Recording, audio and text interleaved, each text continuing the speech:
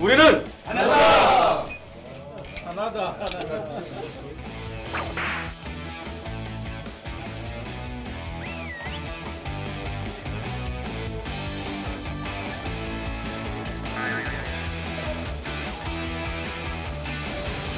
아마도 여기 계신 또 많은 분들이 이 정말 중요한 토론회 준비를 위해서 연휴 동안도 잘 모시고 열심히 준비한 걸로 알고 있습니다.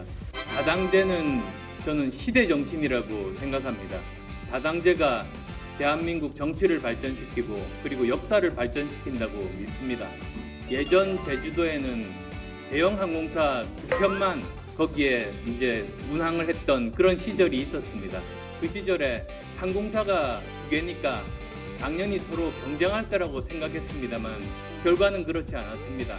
요금은 계속 오르고 그리고 서비스 질이 개선되지를 못했습니다. 그것이 바뀐 것이 세 번째 항공사, 네 번째 항공사 이렇게 여러 항공사가 취항하면서부터입니다. 양당제도 그것과 비슷하지 않나 싶습니다.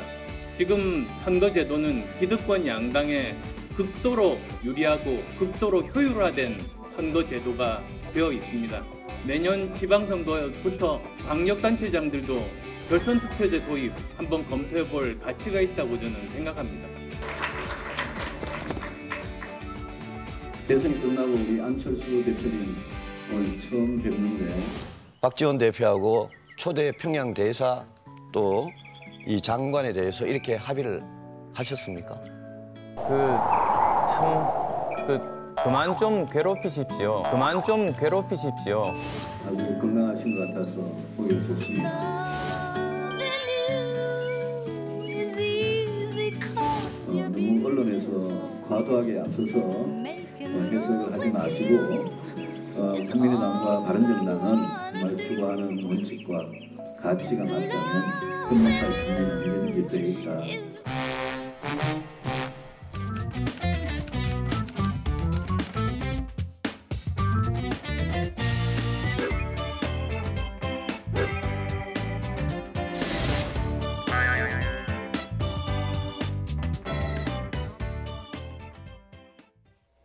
네, 통합의 이정표, 함수가 매우 복잡해졌습니다. 이종훈 평론가님, 유승민 의원과 안철수 대표가 이렇게 나란히 앉아 있는 것, 저희가 너무 과도하게 해석하는 겁니까? 어떻게 보십니까? 아니 다 정책 배경이 있는 거 아니겠습니까? 그러니까 지금 나름 교집합을 지금 찾고 있는 거죠. 그러니까 바른정당 내 이른바 이제 그 자강파들이 지금 이제 굉장히 지금 위기감을 많이 느끼고 있지 않습니까?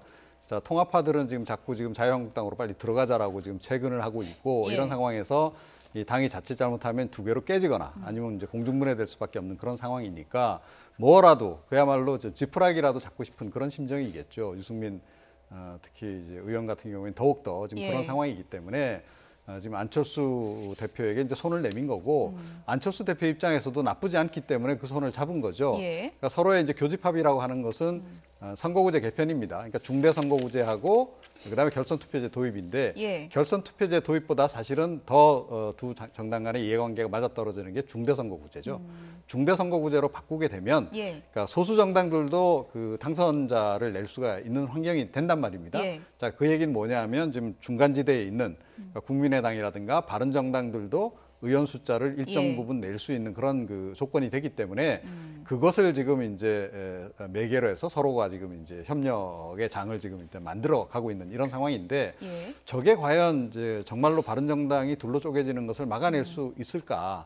오히려 좀 역으로 촉진할 수도 있다라는 생각이 좀 들어요. 그러니까 합당파들은 안 그래도 지금 합당하기 위해서 여러 가지 지금 명분을 찾고 있는데 그러니까 이 유승민 의원이 어찌됐건 전당대회 출마를 계기로 해서 본인이 지금 바른정당의 중심에 서고자 굉장히 노력을 많이 하는데 너무 강하게 드라이브를 걸다 보면 오히려 역현상이 날 수도 있다는 거죠. 반발을 초래하면서 이렇게 된 바에는 우리 갈라서자라는 방향으로 갈 수도 있습니다. 그래서 그 가능성이 지금 굉장히 반반인 상황이 지금 돼버린 게 아닌가 이렇게 생각을 합니다.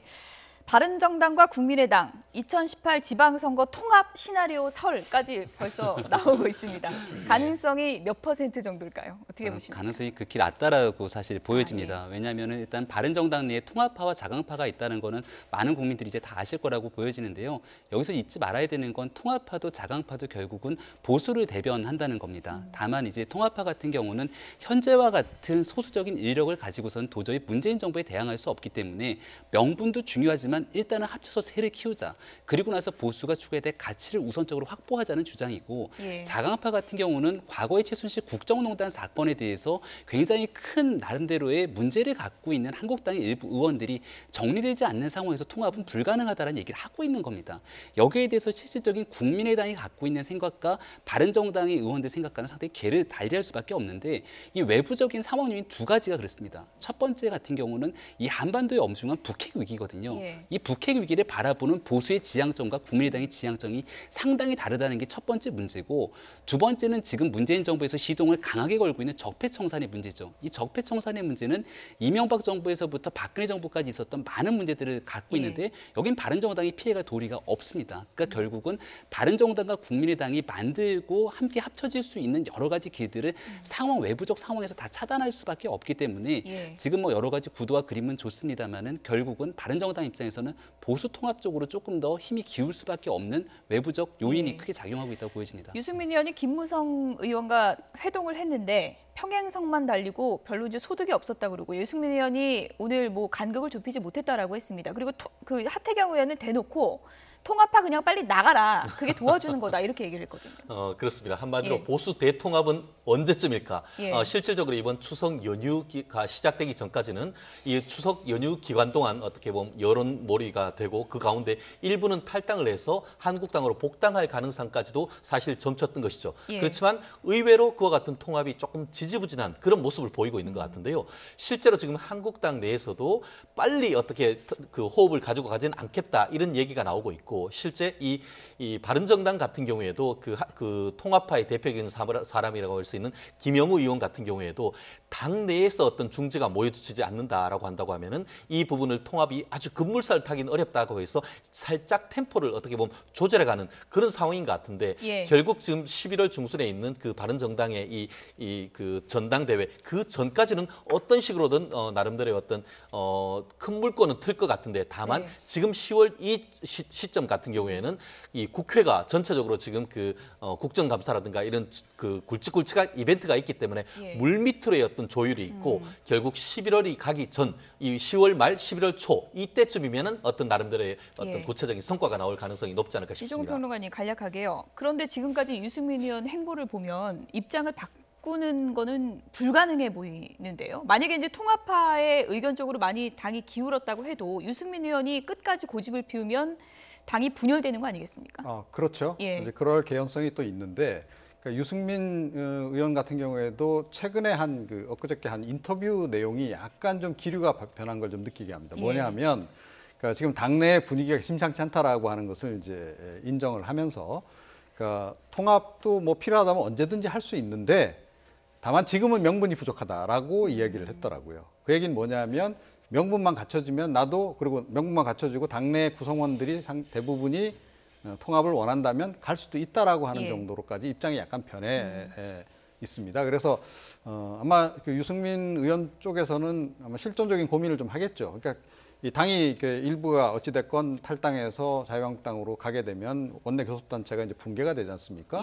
그 상태에서 계속 남아 있는 게 나을지 아니면 차라리 이번 기회에 지금 도로 자유한국당으로 들어가서 친박계가 뭐 핵심이 완전히 제거되지는 않았다 하더라도 친박계의 영향력이 과거만 같지 않다. 자 그렇다면 그 안에서 당내 투쟁을 통해서 오히려 세력을 키워가는 것이 더 나을지도 모른다라고 하는 그 두 가지 사이에서 막 고민을 하기 시작한 게 아닌가. 저는 그렇게 좀 생각을 하고 있습니다.